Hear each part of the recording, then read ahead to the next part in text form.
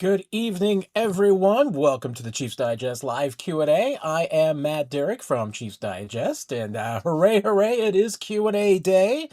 Welcome, everyone. I mean, I guess I have to apologize because it's me, and that's what I do is I offer my apologies. My apologies for the late start, as always. You should know by now, 7:08, 7:09. That's actually probably a median start. I'm surprised. I guess everybody gave up, and I'm trying to remember. Was it? I don't. I don't know if Luttrell was the one. I feel like it was probably Brian that started the over under on when I would show up. So I think all the early arrivals who would bet on that have chosen now to show up later well, after I show up and drop in their questions, which is of course the great strategy to go with. Also, my regrets that I wasn't able to do a short Q&A on Thursday with NFL honors. Had an illness in the family that took me away. So, Don, I know you're doing better, and my thoughts are with you and everything as you continue to recover. Yes, as Luttrell, with my little bag last week, we were able to get to 10,000. Thank you to Ryan and Dylan that managed to get us to 99.99 and 10,000 to get us over the mark. I promised a long time ago. I think it was when we crossed 5,000. I promised that after we got to five, and I think I did it again maybe at seven, but after that, I promised that I wasn't going to beg again until 10, and then I would stop begging for subscribers. So we'll never do it again. That was our last. I say that, I mean, I will always, of course, if we get close to like 100,000 one day, I will allow ground swells of support and guerrilla campaigns, of course, to get us over that mark. So, but I won't be begging for subscribers any further just to get us over the 10,000 mark or any other barriers. We're just gonna go organic and let the chips fall where they may. Um, I don't necessarily have a whole lot of things I want to talk about in the monologue tonight. I did maybe want to touch a little bit on NFL honors. But you know what, I am going to touch on a question real quick just because it's the first question that Chris threw in there was the thoughts on Terence Gore and Darren Lee, and Darren Lee's a whole other situation. You hate to see hate to see those cases in the NFL, and I mean, I don't even know what to think there, but with Terrence Gore, just absolutely devastating. I mean that, um, I was with some friends on Saturday when we learned about it and talking about um, everything that happened there, and just I mean, to go as young as he was under those circumstances is just absolutely heartbreaking. He just he lived his best life that he possibly could as a Major League Baseball player. I wish I could remember who it was who said it, but mentioned it during the Chiefs or the Royals playoff runs that hey, Terrence Gore was the kind of guy that could be in the major leagues for 10 years and just have a career where every October he comes up for a playoff contender and pinch runs and steals bases and all these things. And yeah, he did that. I mean, the threat of him, even just the threat of him on the bench, seemed to have an impact on some games. And certainly, I don't think the Chiefs, Chiefs once again, my brain, the Royals would have won what they did and done some of the things that they did without him. He had some absolutely crucial moments. He was so fun to watch, and talking with some of my friends on Saturday when this news broke about that covered him would just tell you that just the most humble and kindest player that there was, so unassuming, anybody that can become a professional athlete, and maybe the Darren Lee case shows that, just can think that they can do anything, and there's just it has an effect on them in some way, and obviously some worse than others, but that being a Major League Baseball player never seemed to turn Terrence Gore, and he was just one of those people that you wish could be around all the time and have on your teams. And very, very sad, devastating news with the passing of Terrence Gore. Thoughts to his family and his friends and his teammates. It is, and it just seems that we've had a lot of these cases in Kansas City, with Giordano Ventura as well. Yeah, sad era for Royals fans, and it is tough. So thoughts definitely to everybody and their families. Um, I, I then I'm going to transition in somehow to the rest of the show and talk about it. And like I said, I didn't get a chance to weigh in on the NFL honors and the awards and Hall of Fame from the other night and the announcements. I wish I had, so I could just get out of my system, but I'm going to do it very briefly here, and then we will get on to tonight's wanderings and ramblings through the Q&A. I was encouraged by the panel of voters for the NFL honors that by and large they got everything right. I mean, I don't have a huge issue with any of the awards. I have a small issue that they barely got away with on the MVP voting, and maybe I'm wrong. I mean, I try to be as opening as I possibly can, and recognizing that I may not have the right theories and I may not have the right conclusions, and my opinions may not always be correct, and try to accept the fact that the world is full of gray. Um, Maybe certainly after you watched a supposedly injured Drake May struggle, and see the Patriots struggle with an injured Drake May, maybe that was evidence enough to suggest that he maybe could have been the NFL MVP. I still don't think that. I'm not entirely convinced that Drake May was the MVP of his own team, much less of the NFL. And for that to be as close as it was really amazing to me. But um, like I said, I mean, I'm willing to admit that maybe it's not as much of a slam dunk as I thought that it was. I would have, if I had a vote, I would have voted for Matt Stafford. I didn't think that it was the best year to be selecting an MVP. I don't know if there was anybody that, and if anything, I thought that there were a lot of non-quarterbacks that had a compelling cases to be MVP. Jackson Smith and Jigba, I thought, had a case, absolutely. I was really intrigued about how Christian McCaffrey finished, was it fourth in MVP voting, and got like almost no votes for offensive player of the year. Once again, do not understand that distinction whatsoever, but it is what it is. It probably could have been some offensive players that could have been in the discussion. Myles Garrett absolutely could have been in that discussion, but again, play for a terrible team and you're probably not going to win any awards. At least there wasn't anybody. I mean, Mike Vrabel winning Coach of the Year is completely defensible and logical, and once again is who I would have voted for. So no issues there. The separate committee, although there is some crossover of members between the Hall of Fame committee and the panel that votes on the NFL honors, and I'm not sure why we, all of a sudden it got to be called NFL honors, but kudos to the NFL on branding what was the Associated Press Awards and basically claiming them for themselves as the NFL honors. Obviously, the revelation of the Hall of Fame voting, everyone that went into the Hall of Fame absolutely deserves it. This class was missing three members that absolutely should have been in there. I thought that kind of got glossed over in the revelation of the class itself, and with all of the controversy and everything. But remember, they can put up to eight players in the Hall of Fame every year. They can put in five of the modern finalists, and they can put in three of the seniors and the contributors and the coaches. Used to be they put in eight. They usually put in all eight. Sometimes it might be seven. Put in five this year. And considering that we're already talking about there being a backlog of players who deserve to go into the Hall of Fame and are going to continue next year, I think there's legitimately, I mean, and some of you may feel differently. Some of you may feel there's more than this. I feel like there's at least six players in next year's first round year of eligibility on the ballot that deserve to go into the Hall of Fame, much less the players who are returning that deserve to be into the Hall of Fame.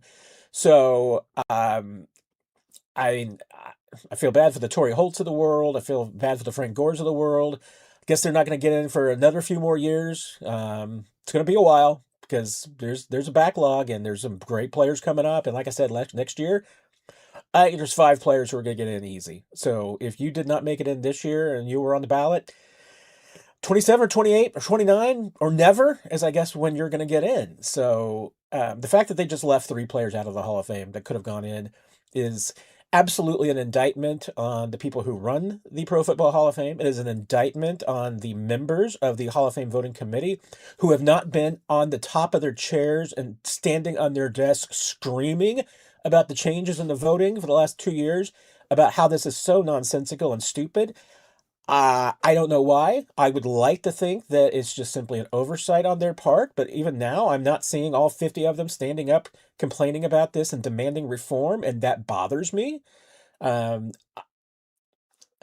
I don't want to say that it's because they're afraid of losing their spots. Maybe some of them absolutely are. I mean, I know that. I mean, there's some of them who absolutely are defined by their fact that they're Pro Football Hall of Fame members and voting members.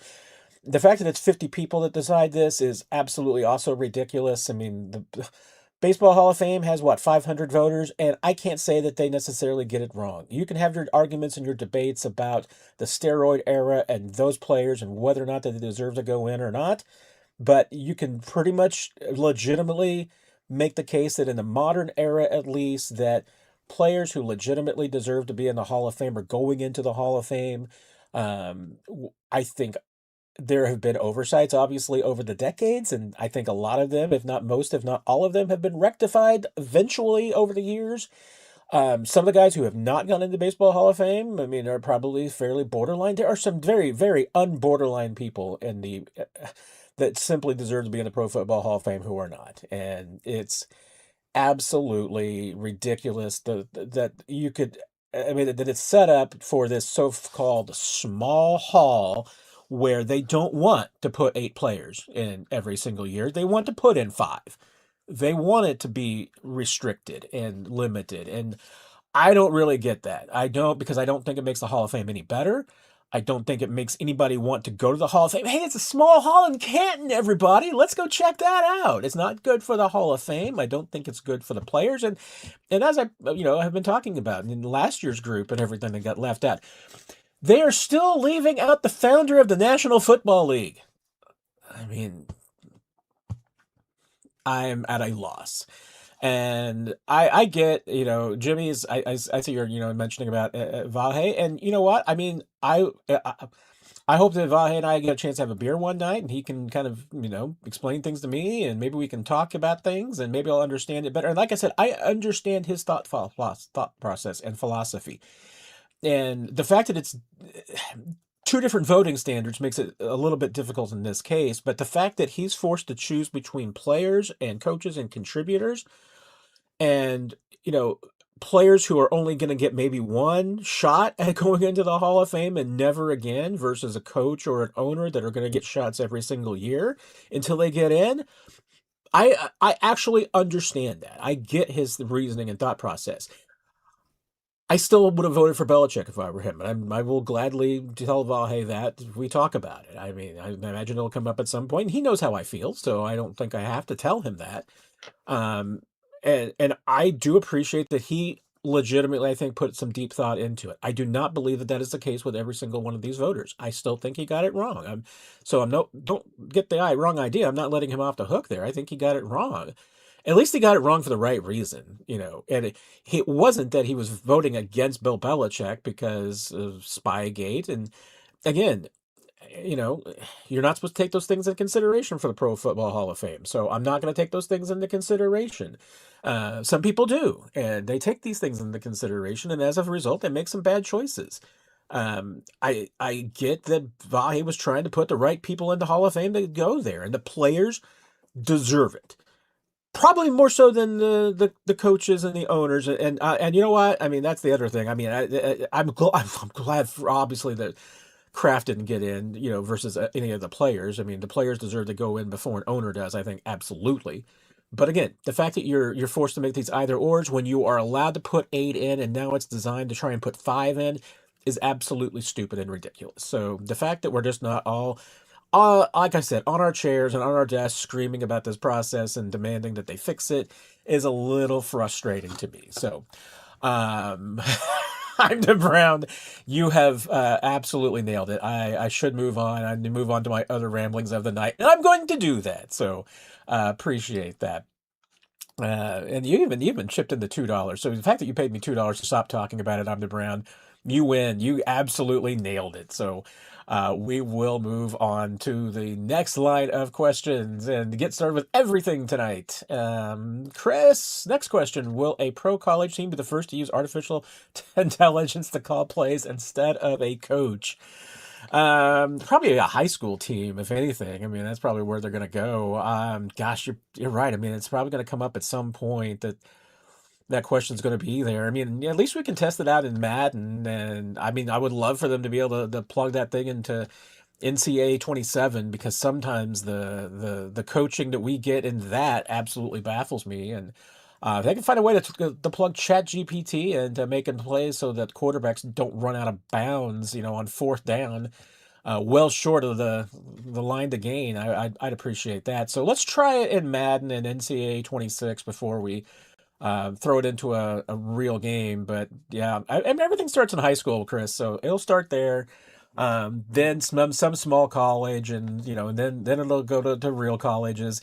There's going to be some. I mean, they're already using. I mean, they're already using it to break down the numbers. I mean, that's exactly what Next Gen Stats is, and they're going to be taking that further as well. So it's just a matter of time, unfortunately, Chris. And I imagine it's going to be great because it's all going to be like Brendan Staley, right? Brandon Staley, right? They're all going to be going for it on fourth down. So, Jimmy's aside from Kelsey, what is the numero uno, number one, first position the Chiefs should address this offseason? One or two word answer, please, and thank you. All right, Jimmy's. You put it that way. I'm going to say backup quarterback, defensive end, defensive tackle, wide receiver, corner. I mean, that's the order. I mean, I gave you five, but that is the order in which I would go. So there's my short answer. Uh, Chris, what do you offer Statland to get him to Kansas City? I mean, if you've been listening to myself and Nick for a few years, you know that we're big Jeff Statland here fans here. With Jeff Statland stepping down in Philadelphia as the offensive line coach, Andy Heck is now the longest tenured offensive line coach in the NFL. I think Jeff Statland's the best offensive line coach in the league, so I'd offer him a lot of money. You know what? And the thing is that we don't know a lot of the position coaches what the highest end paid is. I mean, I know that the coordinators high end are making like 10 million. I think that's where Steve Spagnuolo is. I'd offer him a few $1 million. I'd probably go to 5 million. I don't know what he made in Philadelphia. I'd double it. But I don't know. It looks like Chiefs are probably going to stick where they are, but I do think that Jeff Statland's the best O-line coach in the league, so I would pay anything to get him. Daniel, any chance you ever start covering the Royals as well? I would love to because baseball is my first love.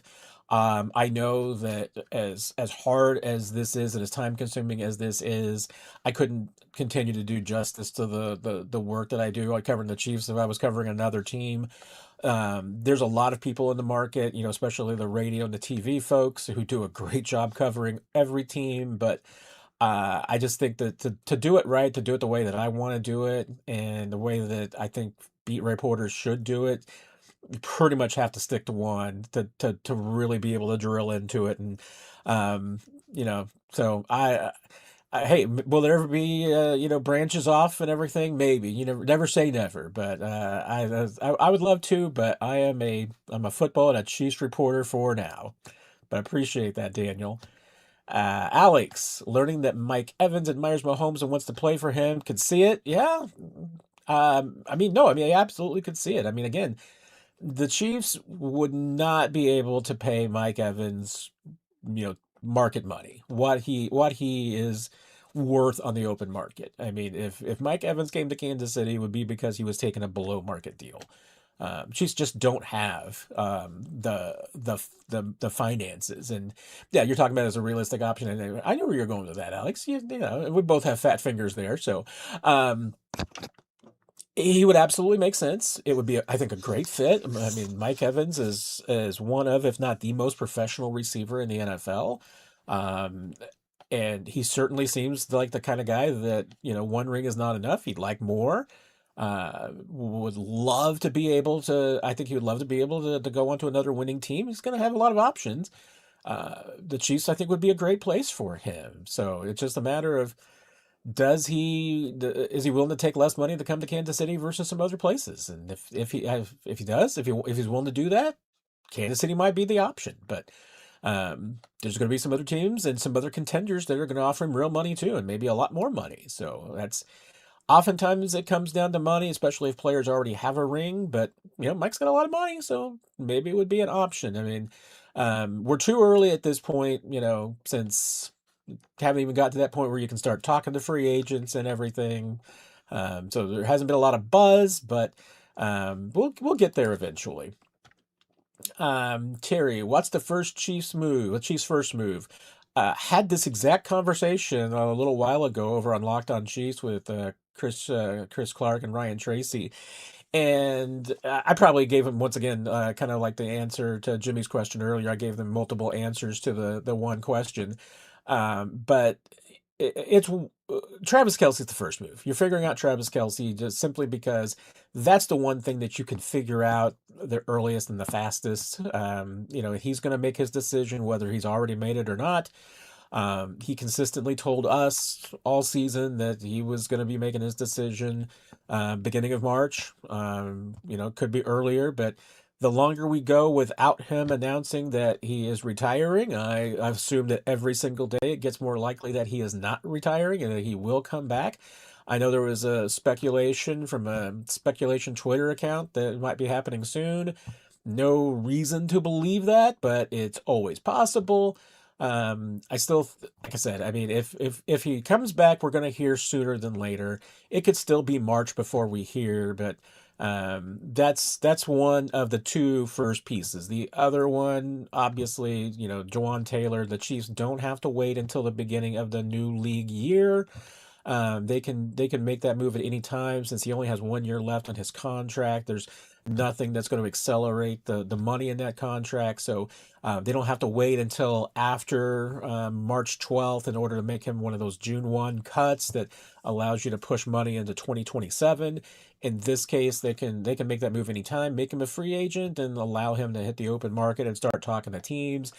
It's what the Chiefs usually do in those situations to let players get a head start. I mean, it's not been uncommon for them. The one caveat to it is that the Chiefs normally don't start making these moves until after Andy Reid and Brett Veach have spoken at the combine.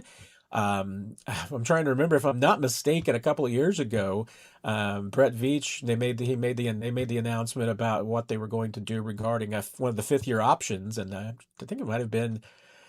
Yeah, I don't think it was last. I wasn't. I don't believe it was last year. It could have been last year with McDuffie and Karlaftis, but I'm trying to remember when it was that they made their announcement of what they were going to do, like literally like 2 hours after Brett Veach's press conference at the combine. So you get the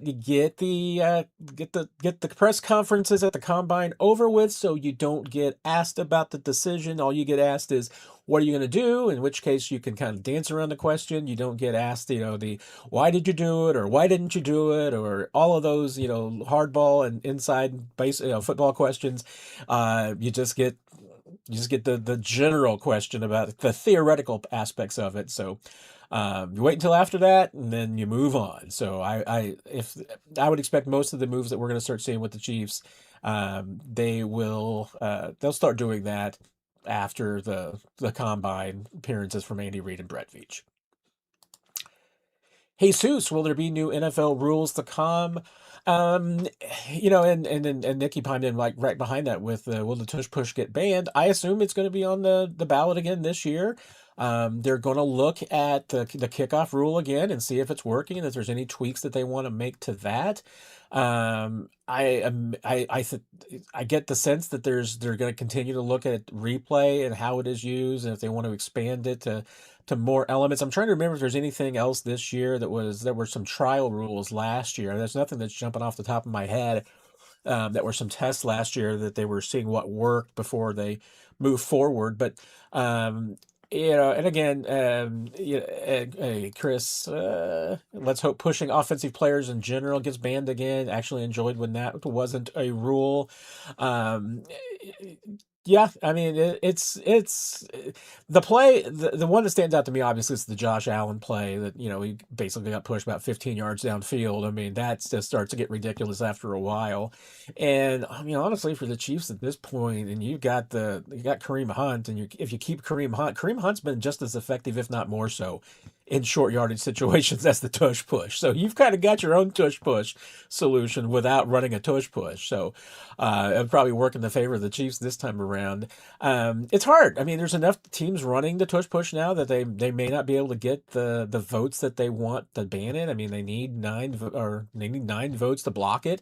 Had that last year. We'll see if they continue to get it this year, but I'm sure it will come up, and there'll probably be some others. It's always at the March league meetings when they do consider that. So we'll get some ideas on the new league rules and what any proposals are out there.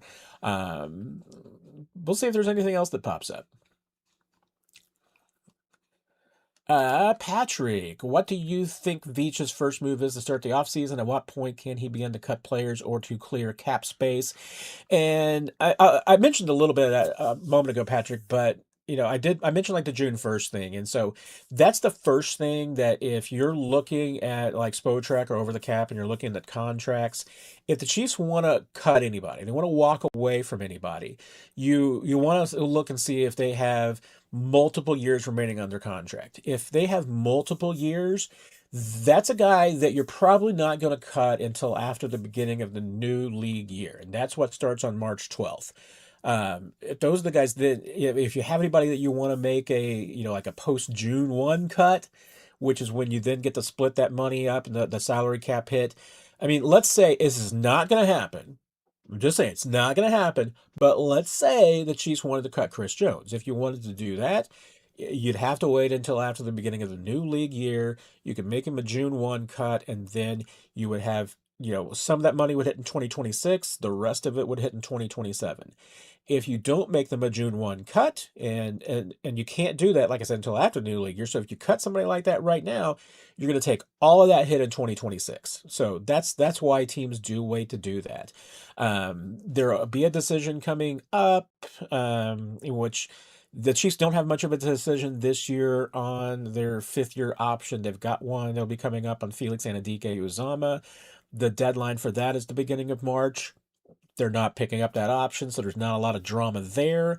But so other moves. I mean, it's you like I said. I mean, Jawan Taylor would be the first move that the Chiefs could realistically make.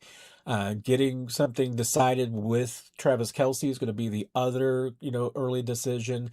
There might be a few other players. I mean, anything you're going to do with Trent McDuffie, I doubt that happens before the beginning of the new league year. I would imagine that would happen after. Could it happen at the beginning of the new league year? And maybe there's some fire, maybe, but and then after that, I mean, you don't have a whole lot of other players. I mean, um, Mike Dan is a possible, cap casualty. Drew Tranquil.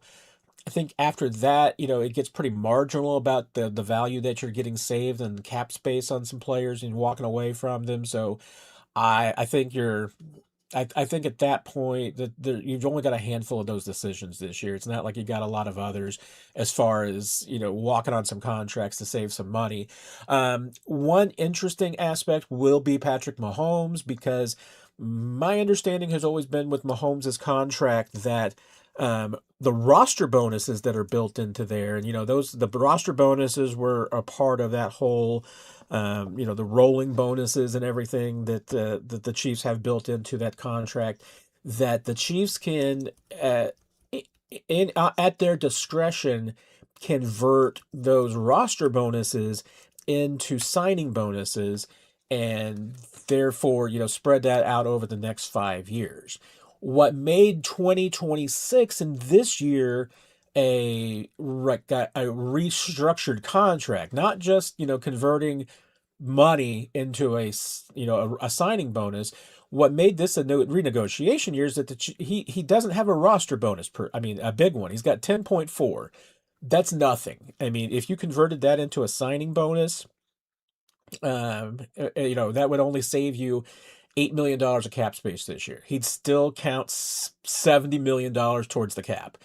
But he's got a $45 million base. My understanding has always been that salary, it can be converted into a signing bonus, but Mahomes has to sign off on that. Now, there's no reason why he wouldn't. I mean, so that's possible. But this was always set up, to be one of those checkpoints where they would renegotiate the contract, maybe add some more money into it, especially in the back end, give him a bit of a signing bonus now, then kick it out over the next few years. It I don't think that, I mean, that could still happen. It could also be a simple restructure where they just convert some of that money, that base salary, that they convert that into a signing bonus, give him a check, and spread that out over the next 5 seasons. They could also wait until after 27 to restructure it. That's the other, checkpoint in this contract. So, I mean, I would imagine it would not be any problem, cutting Patrick Mahomes a check for, say, $43 million roughly, and then converting that over the next 5 years. You would basically, I mean, carry the one denominator, about $8.5 million off of the 43, so like $35 million in cap savings you could get with that alone.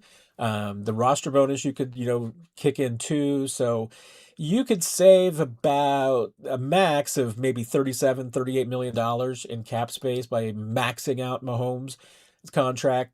Chiefs don't want to necessarily do any of that, but they certainly could. But yeah, it's that those would be the things that are at the top of the list, and anything else is just kind of secondary after that. Um, Everybody was on board with me. Stop talking about the Hall of Fame. Stumble and mumble regarding offensive tackle situation. Any health update on Ethan Driskell? Does the team see any future for him on the roster?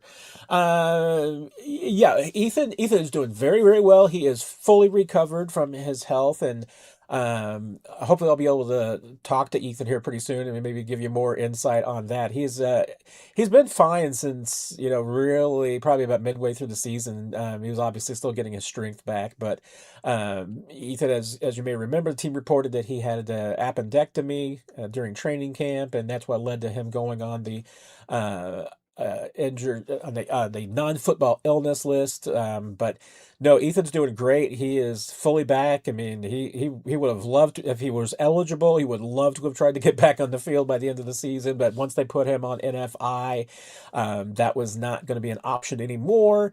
So, yes, I mean, he is absolutely going to, compete. I think he's absolutely going to be a candidate to be one of those backup tackles. And, he probably gets lost in the shuffle a little bit because we've talked about the fact that, Chiefs at left tackle have Josh Simmons. At right tackle, they're going to have Jalen Moore. Esa Pule is your third tackle and maybe competing with Jalen Moore for that right job.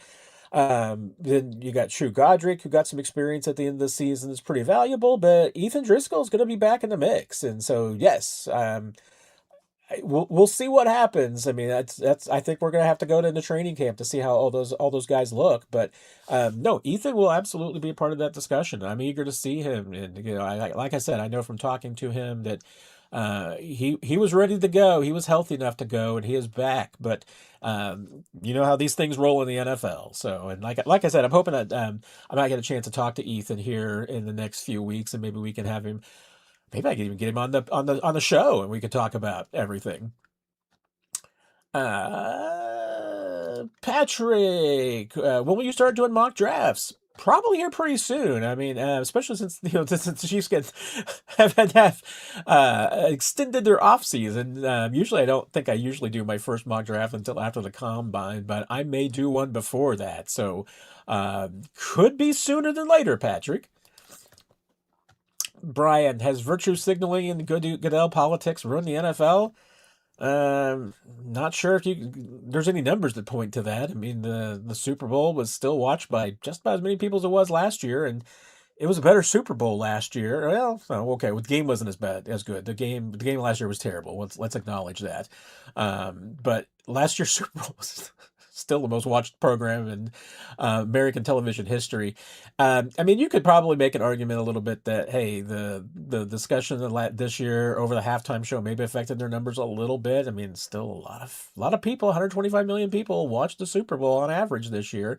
They peaked at 137 million, so the NFL's not struggling for anything. They're still making money, Brian, and Cap's going to go up another $25 million this year, so they seem to be doing okay. Patrick, can you see a vet wide receiver like D Hop come back to KC now that the Chiefs have a new wide receivers coach? He knows the system and would be a cheap vet option. It would be interesting, and again, a guy like D Hop in an Andy Reid offense, yeah, an entire offseason would certainly help. And I know that, I mean, the Chiefs, they love D Hop. I mean, he got along great here. I mean, they loved him. They loved his work ethic, all of those things. I don't. I have no reason to believe that D Hop had a bad experience here. I think it was just, again, it was a really good example of.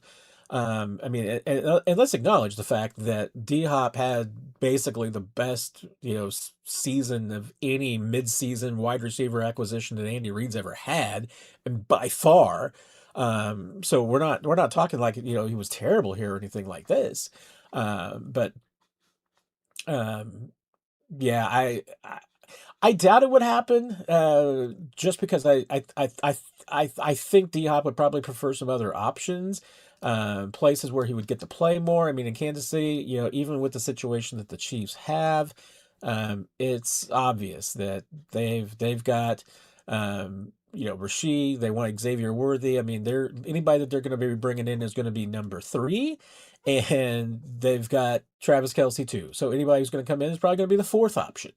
So I think that'd be a tough choice for a guy like D Hop. I mean, Mike Evans comes in, and all of a sudden he probably becomes more like the number one and the number two option. And not that D Hop couldn't be that, but I think it's different. And for whatever reason, I mean, maybe it was just that, hey, D Hop's not a good fit for an Andy Reid offense. I don't know, but I think there's going to be some veteran wide receivers who are interested, because anybody and everybody's going to want to play with Mahomes. So again, it's just, to me, it's all about, a lot of it's about fit. I mean, in Kansas City, I mean, and I looked at some of the teams, especially, what I think the Seahawks were able to do with their receivers, what the Rams were able to do with their tight ends and their receivers, and thinking, gosh, why can't the Chiefs just, have some guys that they can drop into their offense? Well, I mean, it's Andy Reid, and things are pretty complicated here, and that's usually to your benefit, although in 2025, I think it was to your detriment.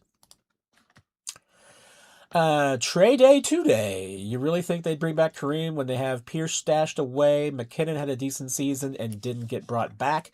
I mean, if Kareem comes back, I think he comes back as the number three running back. And right now, I mean, I don't know that the Chiefs have running backs number one and number two on this roster. I still don't know how Brashard Smith fits into all of this. We're gonna have to see Eric Bieniemy come in and figure out what he wants. Damian Pierce is an interesting possibility. Um, but again, I mean, they really didn't give him any chance at the end of the last year. I mean, they didn't really do more than, see him on the field as a scout team running back, and didn't really figure out much with him. So I don't know how they feel about him. I don't know how he feels about the Chiefs. And I don't know that there's anybody that, you can, I mean, that you can really, I mean, anything you can really point to with Damian Pierce and say, okay, this guy's ready to be back to a number two NFL back. And if he is the back, I mean, he's going to would be the number two guy. I mean, I still think that this team going into 2026, their number one running back is not on this roster right now.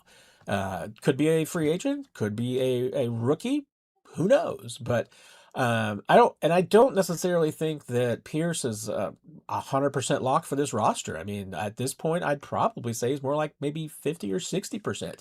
Kareem, I'd probably say is like 70 or 80, and that's another, decision that you can make pretty quickly. And again, it'd have to be if Kareem wants to come back on a pretty cheap deal. I mean, he might have some other offers around the league about some guys, maybe some teams that want a short yardage back who's money. I mean, that's what Kareem has been. So maybe there's going to be good to be outpay the Chiefs for him. Infopocalypse, have you heard any names KC is interested in from your sources? I mean, at this point, Infopocalypse, I mean, it's pretty quiet. I mean, I can tell you, I mean, about the only thing I've heard really bantered about, and some of this was coming, a little bit from the Super Bowl last week. And so, again, I don't know how much stock to put into it, since it's at this point merely speculation. But that the Chiefs, if Kirk Cousins were to become available as a cap casualty, that the Chiefs might be interested in him. as a backup for Mahomes. I don't know how much of that is legitimate or just putting the dots together. I think that can be said for a lot of the potential cap casualties. Let's face it, the free agent quarterback class this year of eligible veterans that you can go get to back up Mahomes and potentially play for him for a short period of time is not a great list. So I could definitely, see that this is something that the Chiefs, might be waiting because there's going to be a better list of players that are going to be cap casualties. It's not a whole lot better list, but I would probably go with a Jacoby Brissett over Marcus Mariota, maybe. You want Shane Falco, Jimmy's? Joe Flacco is going to be available. Um, I no, I don't think that's going to be. Hey, potential cap casualties again. I mean, Jameis Winston would be a huge favorite for the reporters here because we just would love to be able to have Jameis Winston quotes. But it's been pretty quiet in Apocalypse. I mean, and again, there's some other buzz about the Chiefs being interested in and players that they've been interested in before. So Brees Hall is going to come to that top of that lineup. We already even discussed the Mike Evans speculation and everything. That's a possibility. So. We're still a little early from any of the teams tipping their hands. I mean, remember, we're still a month away from the negotiation period opening, and that's going to be on March 10th, where teams can start negotiating with players on free agent deals legally. So we're a ways away before we get to there. And if you were thinking about draft, which is also a possibility, yeah, I think it's again. I mean, the Chiefs do a usually pretty good job of not tipping their hand on that point. So I can't say that there's any names that I've heard that I think are specifically connected with the Chiefs at this point. I think it's all speculation from what we've heard so far. Jimmy's. Can you trade a fifth year option? I mean, I know you're joking. I mean, rolling on the floor laughing. I get that. You can. I mean, you can trade, and give another team an option. But remember, you got to exercise that option. Is it? Let me look. I have the calendar right here. You've got to do that by March 3rd. So even if you traded Felix, somebody else would have to exercise that option before March 3rd, and nobody's exercising that option. Bless his heart. So hopefully there will be some development this year. I mean, maybe hopefully we'll see something jump through with Felix, and this is the year that everything comes together. And coming off the injury, it'll be tough, but it's Mel. Matt, hi. Yeah, I'm sorry Seren Petro called you a dumb fool and said your reporting was false. My husband and I couldn't believe it. Did tell him to stop? I'll be honest. You're the second person who has mentioned that, Mel, and I have not heard it specifically. I know we've had disagreements on the air before, and he's disagreed with me. I don't know. I mean, if he actually said that, I do believe he is incorrect, and I think my proof and my evidence and my sources back that up. But I have not gone back to listen to it. If anybody knows what time or day, I'd be glad to go back and listen to it. And but like I said last week when it was brought up, I usually I try to keep things like that private. So if I have a problem with anything that anybody says about me on the air or anything of that nature, I try to deal with it with them personally. I'm not interested in getting in a war of words with anybody, and certainly people that I consider friends and colleagues. So and I don't get my feelings hurt too much, Mel. So people can say things about me, and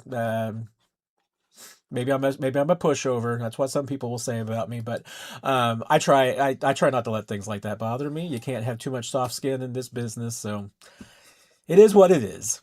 The Joe, but thank you for the kind words, Mel. That was, and I don't know if I'm the best and or a cutie, but that's the nicest compliment I've gotten in a long, long time. The Joe, are you doing your mock drafts? Yeah, like Joe, like I said, I mean, now that I got some demand, I may have to do it sooner than later, but so I'm definitely going to do something before the combine, especially since we got time to do them. Need to do that. So we'll see how it starts kind of unfolding here for the Chiefs, and said I'm going to be interested in who's going to be available. So Jimmy's, were you able to appreciate the level of teamwork involved with the Terry Pagula debacle from the Buffalo media? What a tag team example of how it's done. I assume you're still talking about the press conference from a few weeks ago, or if there was something else that I missed.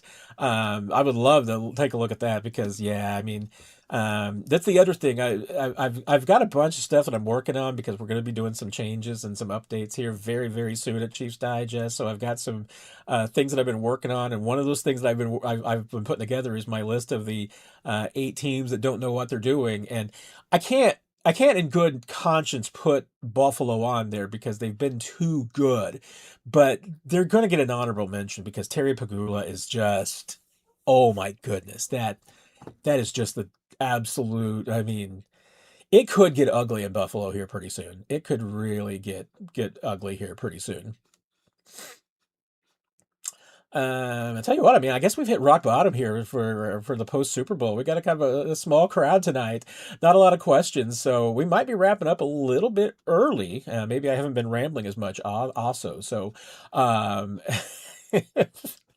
I just saw Ida Brown say that if I can get him a press pass for the combine, he'll call me a cutie as well. So, anybody's got any questions, make sure you get them in now because we may be wrapping up early here tonight. We might get this thing under an hour, even with my ranting about the Hall of Fame. So, and if that's the case, it will be ticking one of the boxes for getting under an hour for Nick. So, he would love to see that. Um, Let's see, where was I going next? Oh, actually, I guess I have caught up with all the questions. Demarcus, I saw you mention that earlier. Chiefs build game update tomorrow morning. Maybe I'm missing something. Is there a stadium update tomorrow or anything else that you've heard of? I mean, I'm not entirely sure. But yeah, if you fill me in on that and you mention that, and I would be glad to check into it, or if it's something I already know about, and maybe I'm just misunderstanding, fire away. And yes, Infopocalypse, thank you very much for reminding folks to hit the like button. Found out that one of our loyal attendees here in the Q&A every single week was not a subscriber last week and was able to help us get to 10,000. So that was pretty cool. As always, go to the Chiefs Digest page here on YouTube and make sure you hit the bell so you get the notifications when we are live or have new videos coming up, and make sure you're a subscriber and to help other people find the program and find our shows and find our videos and live streams and the 41 is the Mic podcast. Always appreciate that. And also, as a reminder, I mean, if you have any questions, I need to do a better job. I'm going to be doing a better job. I'm going to actually hit it tonight. But if you've got any questions during the week, you don't have to wait for the Q&A. Mention them in the comments over there. We got a community board on Chiefs Digest too, so you can fire in there. And let us know. I mean, you've got some questions. Nick pops in there periodically, time to time too, in the comment section. So if you got a question for Nick, that's probably the best way to fire it at him. Especially on the 41 is the Mic podcast. That's definitely where if you got questions for Nick, to head to. Brother Rick with the super chat. He is touting Keaton Black of Indiana. I've heard a little bit about Keaton. I mean, this is going to be a really, really weird quarterback or running back class in this year's draft. I mean, because everybody's excited about Jeremiah Love, and then nobody's excited about anybody else after that. And I imagine that is going to change as we go forward, that you're going to start hearing more about names. I mean, teams are going to start talking about some players that they like, and obviously guys will jump out at the combine, and you're going to start seeing that they're hearing about some things there. I mean, I'll be honest. I mean, at this point, I still think that there's a reasonable chance that if the Chiefs take a running back and they take one from Notre Dame, that it's not Jeremiah Love and it's Jadarian Price. I mean, that's it seems like it's maybe a better fit for the Chiefs and at least their draft prospects and where they want to go. Not that Jeremiah Love's not an incredible prospect and the better prospect, but Price is a pretty good player too. I'm trying to bring up my list here of running backs. So I mean, at this point, I'm still talking off notes and everything like this, and I have not gotten deep into the running back class yet, but so I'm just trying to bring up my list so I can remember names a little bit better and everything. But I mean, like ESPN right now has got Jadarian Price and Jeremiah Love. I mean, Love and Price are 1-2 on their breakdown. Um, gosh,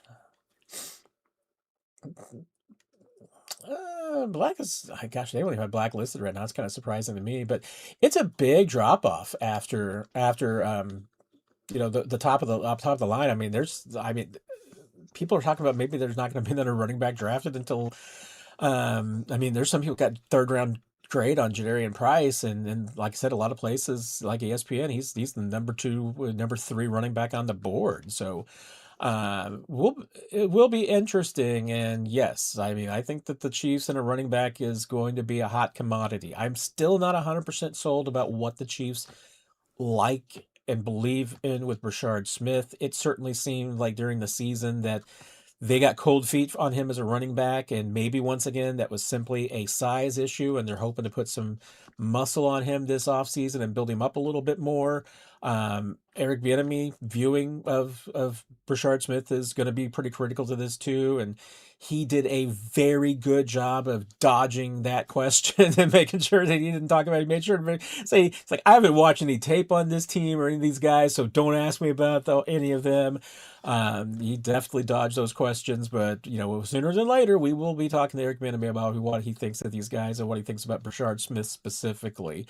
So we'll see but the Chiefs are drafting a running back. I mean, right now, I would bet. Well, I shouldn't bet the house on it because I don't want to be homeless, but I would bet a substantial sum that the Chiefs are going to draft a running back.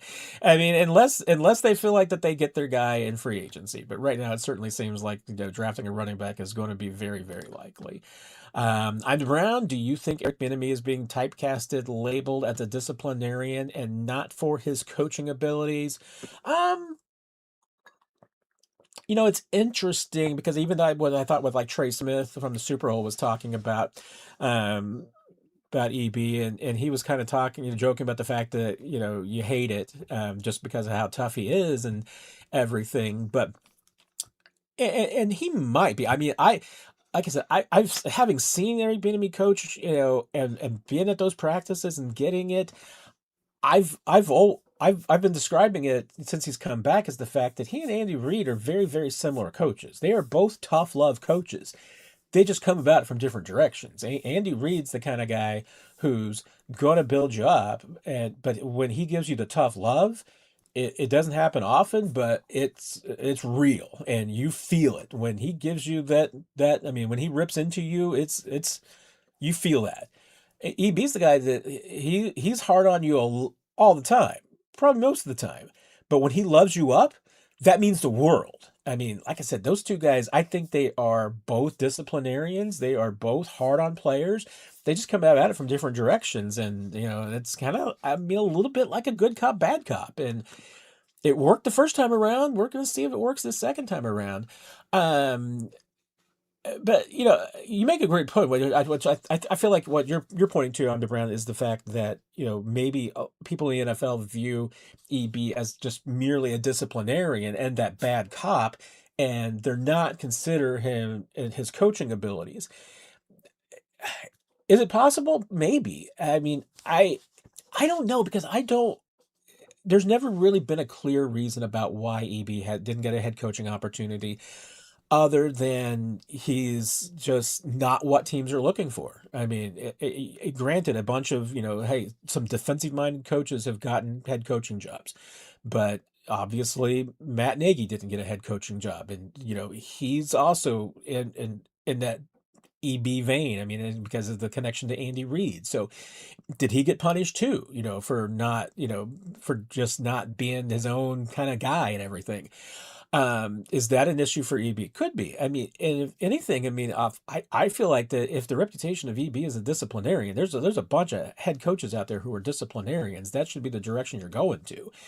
I feel like that the thing that's working against EB right now and probably Matt Nagy to a certain degree for head coaching jobs is that they're not in their 30s. They haven't worked for Sean McVay. They're not viewed as 30-year-old offensive wonderkins, and they're not 30-year-old defensive wonderkins. That seems to be everything that NFL owners are looking for right now, and GMs are looking for. So I I wish I had a really good answer for EB and how that fits in, but is it a possibility? Absolutely. I mean, it could be that maybe organizations are viewing EB as more of a disciplinarian and not understanding that he's a really good coach too. So, and he's got a good track record. Adam, is it me or did the Pats look like the Chiefs in 24? I mean, from the Super Bowl standpoint, yes. Regular season standpoint, I mean, I'll be honest. I mean, I thought that the 2025 version of the 2024 Chiefs, I thought was the Denver Broncos. Broncos won a bunch of games that they probably shouldn't have won. I mean, would they have gone further had Bo Nix gotten hurt? I'm not sure. I mean, it's possible, but could the same thing have happened? I mean, could the Broncos have made it to the Super Bowl and then just gotten blown out like the Patriots? Yeah, they would have because they were not as good as the Seahawks were. And as long as that same Seahawks team showed up, Broncos would not have had a chance either. So maybe some similarities there. The Patriots, I still feel like that there's no doubt. And that Super Bowl game, Drake May being hurt absolutely affected them. But also the fact that, the Patriots weren't seriously challenged. I mean, they played in a weak division. They had a really weak schedule. They won the games that are on their schedule. There's no doubt about it. But they won the divisional game that they needed to win. But and they went on the road and won, or excuse me, they won their wild card game that they needed to win. And hey, it's not their fault that Bo Nix got hurt, and they weren't challenged in the AFC Championship game largely. I mean, that was still a tougher win than it should have been, but they won. And so, I mean, hey, did the Pats get a little kiss on the way to the Super Bowl? Yeah. I mean, they did win one or two games that they did get challenged. So I think that helped their legitimacy. But heck, the matter is that AFC wasn't very good this year. And, that is one upside if you are a Chiefs fan that right now, the Chiefs at 6-11, they're not as far back from the rest of the AFC as you think that they are. Especially, you take those last three games out of the equation, which, I mean, once again, you have to count that they did not, nothing on that team looked good in the last three games. And more specifically, nothing on that team looked good really the last 5 or 6 games. I mean, after Thanksgiving and with that Dallas game, I mean, the Chiefs were not good. Up until that point, they were a reasonable team. I mean, they should have absolutely and were considered, contenders in the AFC. They just weren't very good after that. But yeah, I think I could see both the Pats and the Broncos kind of maybe being a little bit of, 2024 Chiefs. That's a good point, Adam. Travis, any validity to Goldman's comments that Reed was having to coach positions way more last season and that ability limited his ability to be as creative as usual on offense and that EB should alleviate this concern? I did not see any of those comments, so I really can't speak to that, Travis, but I will say, I mean, as to the specifics of that, I didn't see a lot of evidence of that. Now, granted, we get kicked out of practice after the stretch period. So during the regular season, we don't get to see the full practices and everything like that. But even leading up to the regular season, when we do get to see the full practices, I didn't see anything differently as far as the as far as the way that Andy Reid was coaching this team. I didn't hear anything differently from some of the players, and and if anything, I think that most of what I heard from the players would back up that it was pretty consistent with what they've done in the past. I think what they were limited to last year was honestly just a little bit of the ability of the team, and did some of that come back to coaching? Probably, yeah. I mean, I don't think there's any doubt. I mean, if your team's 6-11, coaching's going to be a part of it. But I think last year I think part of it just came back to the fact that I think they had once again some square pegs and round holes. I think they had some players on this team that just didn't fit into the roles and the jobs that they had for them. Injuries were certainly a factor. Missing some players at key times was a factor. Some guys just having, down years was a little bit of a factor. I mean, there was a lot in different places that you could point on what happened last year, but I think the fact that they are going to have a better offensive coaching staff obviously can only help things, Travis, in 2026.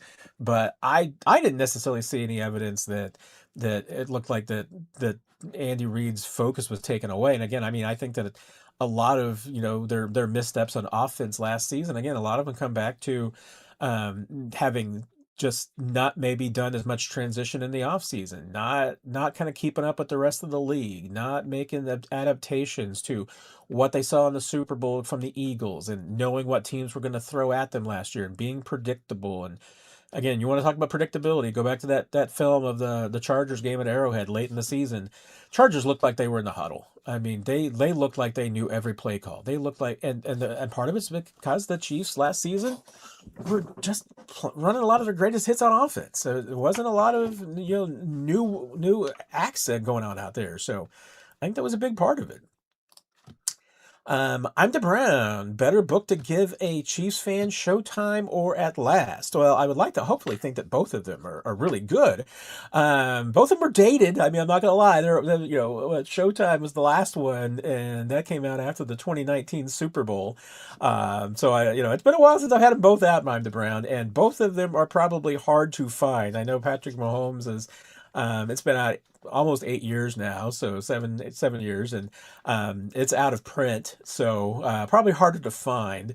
Showtime, or excuse me, At Last, I do have copies available for sale from my garage, so that's probably the one to get. And hey, if you're looking for a copy of At Last and you want to celebrate that first Chiefs Super Bowl in 50 years, reach out to me and hit me up. You can be on social media. My DMs are open. The YouTube channel's open. We can hook you up and hook you up with autographed copies. So we can do that for you. I appreciate it, on the Brown. Alex, do you think Brees Hall or Love is actually realistic? I think Brees Hall's more realistic than Jeremiah Love. I think that the Chiefs would still have legitimate concerns about the prospects of spending a first round pick that high on a running back when they've got other needs and there are going to be other options. So yeah, I mean, and especially if they sign a free agent running back like a Brees Hall, they are definitely not taking Jeremiah Love. I mean, that just crosses it off immediately. I think that would make sense to everybody. And I like Brees Hall's the only option. I mean, I think there are others out there, and there might be even some that are a little bit more affordable. I mean, I don't think that Kenneth Walker is going to be available. I think the Seahawks are going to tie him up, and if not, I mean, he still would not be affordable. Brees Hall would probably be cheaper. Tyler Algier is going to be on the market. I mean, like I've been saying, I mean, I feel like that there's a half dozen free agent running backs that are going to be available that would be upgrades for the Chiefs. So I mean, I think absolutely that a free agent running back is a solution to some of their problems. I think that signing a running back and drafting a running back would be a great solution to their problems, because I don't you just there's very few one guys out there. I mean, it's and you look at the Super Bowl. I mean, even though Chaubert was laid up for the Super Bowl, and Walker had to handle the load himself, they still got 1,800 yards from two different running backs. The Patriots got 1,800 rushing yards from two different running backs. So yeah, I mean, it's you need two running backs, and so that's why hey, signing one I think is highly likely. Drafting one just not in the first round I think is also pretty likely. Brian, what did you have to ask? Didn't see your question. So unless it was the one referencing earlier. So feel free to follow up there if I missed something, Brian.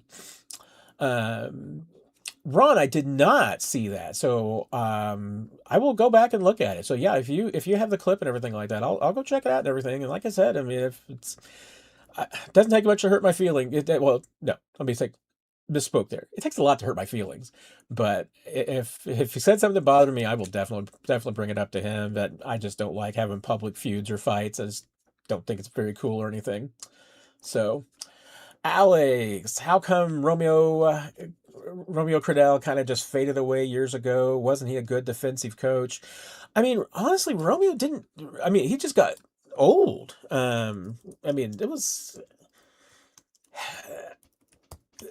I'm trying to see what was Romeo in his last year, because he's 78 now. So he was, let's see, 5 years ago, he was a senior advisor to the Texans, so he would have been 73 then. He was, let's see, he was 73 when he was interim coach of the Texans, and 72 when he was still their defensive coordinator. So I mean that's to me is just I mean especially in today's NFL. I mean they want younger and younger coordinators and head coaches. So I think that was a tough thing for Romeo. I think he just got old in the NFL in their eyes pretty quickly, and it can happen. And it's not everybody gets to coach into their 70s like Andy Reid may be able to, and Bill Belichick did, and Pete Carroll did. But it catches up. Age catches up with everybody eventually. It certainly looked like it caught up with Pete Carroll this year. I mean, yeah, Jimmy's. I know that wasn't really a question, but yeah, I don't think there's any doubt that yeah, Javon Belcher was unfortunately suffered from PTSD. I think that's absolutely was occurred there. Travis, glad you appreciated the answer. Hope I answered your question. Uh, KC Hot Rod, what do you think about McDuffie for Brian Thomas Jr. and a pick and a trade? Just trying to think about the value here and whether or not that Jacksonville would go for it. I mean that would be the hard thing. As I don't think Jacksonville would go for it. I mean he is just he's too good and too cheap. I mean if you're I mean, I mean, they've got 3 more years of team control on him, potentially four with a franchise tag. McDuffie, you only have 1 year of team control plus the franchise tag, so you've got a lot less team control with him. I don't think you would get that much. I don't think you would be able to get that just because of the value of what, as where Brian Thomas is right now. And I think you would probably have to be the other way around. I mean, if you wanted Brian Thomas, I think it would probably have to be McDuffie and a pick rather than Thomas and a pick. So I think you'd have to give up a little bit more there. Might be a good fit as far as matching up needs and everything like that, but I just can't imagine that the Jaguars would kind of go that route. I mean, if I, I'm not poo-pooing it, Hot Rod, but I think that was probably one that the Jaguars would probably pass on. Yes, even though I mean now. Could there be another way to make a deal like that done? Just getting picks from the Jaguars and Jaguars. I mean, that's possible.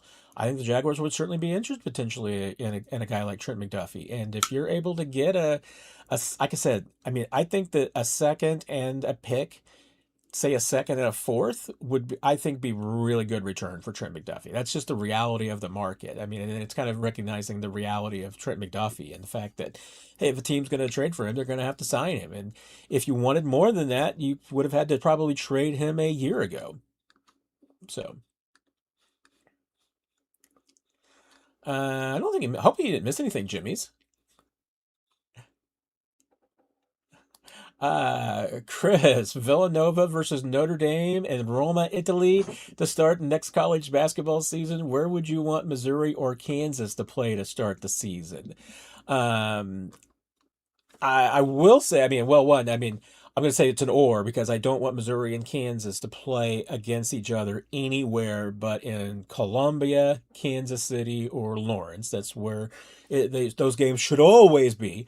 Let's see the Tigers. I mean, if I wanted to go see the Missouri Tigers play somewhere, and I would say either college or college, either football or basketball, I would say. Man, I don't know. Where do I want to go? I mean, probably someplace. I mean, honestly, I mean, here's the thing. I'm not much of a world traveler. I don't have my passport. I should because I probably I did not want to go to I did not want to go to Brazil. I did not have the budget, unfortunately, for Germany a couple of years ago. Um, so I probably need to be ready because the Chiefs are going to play overseas again sometime soon. I need to be able to take that. I do. I mean, here's what you know what. Just because I want to go to Scotland, I'm gonna go with Edinburgh. I mean, someplace like that. That would be great. I would love to see that. So put me down for Scotland. Edinburgh would be a great one. I mean, maybe you could go play in the Shetlands and play in front of some goats and everything. That'd be pretty cool. Some sheep. Yeah, that'd be awesome. But I don't know. I'm not big on college games going international. I mean, if anything, again, I mean, I would love to see Missouri. I'd love to see him play Missouri State. I want to see him go to Springfield and shove into that 10,000 seat stadium that they got down there. I say that as a Springfield native and someone who spent 2 years at Missouri State, so I can say those things. Nobody else can. I want to see Kansas, playing, those kind of games, and Missouri playing basketball games and playing like open college basketball season. I'm always fine when the big college in the state. I want them to play the other small colleges in the state and everything, and play them on the road. You don't have to bring Central Missouri and SEMO and everything like that. Columbia, come on, go to Cape Girardeau every once in a while. Go on and put on a show for the rest of the state. Let them see the state school and everything. So, all right. Well, I think we've wrapped up the into the questions here. We got can I pet the dog? Can I pet the dog? Dog better. I know who you are. McDuffie, Rice, first, 2027 second for Justin Jefferson. Ooh, man, dog petter. I mean, is it a fair deal? I actually think it's reasonably close. I mean, you could probably quibble about, teams having some concerns about Rashee Rice's value and maybe not valuing him as much as the Chiefs do. And what is his draft value? I mean, if you were to peg it to an individual pick, I mean, I think if you tried to like move Rashee Rice right now in the open market, you might. I mean, I think you might be lucky to get a fifth because I think a lot of teams would be scared to give up much more than that and thinking that their fans are going to turn on them. And I could definitely see Vikings fans not being happy with this trade, but it's a thinker, dog petter. I mean, that's a thinker, all right. I would consider it. I imagine the Vikings might just quickly reject it, but dang. That first and a 2027 second? You're talking about this year's first? Man, man, it would that would be something. I mean, if I'm Brett Veach, I would not be afraid to offer it. Would not be afraid to offer that. That would be. I mean, you're giving up a lot, but Justin Jefferson's the real deal, and it's probably too much for one player, but you're making me think about it. You're absolutely making me think about that. That's a tough one right there. So, man, you've officially got me thinking about that one. What does everybody out there think? Is that too much to give up for Justin Jefferson? And would the Vikings just simply reject that because Justin Jefferson's too valuable? Gosh, it's a that's you've I don't see a lot of trade offers, dog better that I see that I think, gosh, that would actually be good for both teams. I think it actually would be good for both teams, but I do keep coming back to the fact that I assume the Vikings would have a under no circumstance Justin Jefferson, and yeah, Nicky's on the no side from the Vikings. I would probably be on the no side from the Vikings too. I'd probably be on the well, I'd be on the yes side from the Chiefs. Still a lot to give up, but man, he's the real deal. Jimmy's lopsided for the Chiefs. Um, yeah, I mean, with the dead cap money, I mean that's something that's also paid for lateral. So, um, yeah, you're right. I mean, the Vikings could trade back in that nine for more picks and get more deal and everything like that. So, I am, like I said, I would imagine Justin Jefferson would be under a no way on earth, just like that. There's no price that you could put that you would ever accept for Patrick Mahomes. I mean, a team could offer you their entire draft and their next 5 first-round picks. And I think you're obviously not taking that for Patrick Mahomes. I mean, there's just no price. I think the Vikings are probably the same way with every team's probably, most teams, a lot of teams have a player that they just would not trade under any circumstances, even if it was lopsided in their favor. And I think Jefferson would be that one for, just like Jackson Smith and Jigba would be that way for the Seahawks. I mean, there's a price at which the Seahawks would trade Kenneth Walker. I mean, especially if they tagged him or traded him. So it's a it's an interesting one, man. You made me think about it, Dog Pedro. You actually made me think about that, but I I'm not sure, still not sure that one gets done. So um, getting ready to wrap up here. Let's see. We didn't make it under an hour, so it's not gonna be good for Nick. But um, we'll go ahead and wrap it up here since I think we're finished up with the questions. I'm trying to remember. I am going to go check out Ron. I am going to check out your tweet. So well, I'll listen to it. I can't necessarily promise anybody that I'm going to talk about it. So I'll hear what he said and everything. And like I said, if it's anything that I think is worth talking about, I'll talk to Seren. So, but I appreciate all the kind words and appreciate the fact that everybody wants to have my back. That means a lot to me. So thank you very much. It means more to me than you know, but I'm a big boy. I can handle myself, so it's all good. Everybody, we'll go ahead and wrap it up here. If anything, obviously pops up, we're not afraid to have an emergency session over here, the Chiefs, but we'll see. Probably, hopefully, a quiet week and everything. Nothing too much going on. We'll be back with 41 is the mic this weekend, Sunday night, Monday morning, depending on when Nick's and I schedules get out. We will do it. Everybody, thank you so much, as always, for joining us. We'll be back here next Tuesday and every Tuesday to field your questions. So have a great week, everyone. Truly appreciate it. Like I said, don't forget to hit like and hit the bell so you get notified whenever our videos are up. Everybody, have a great week. We will see you later. Appreciate it.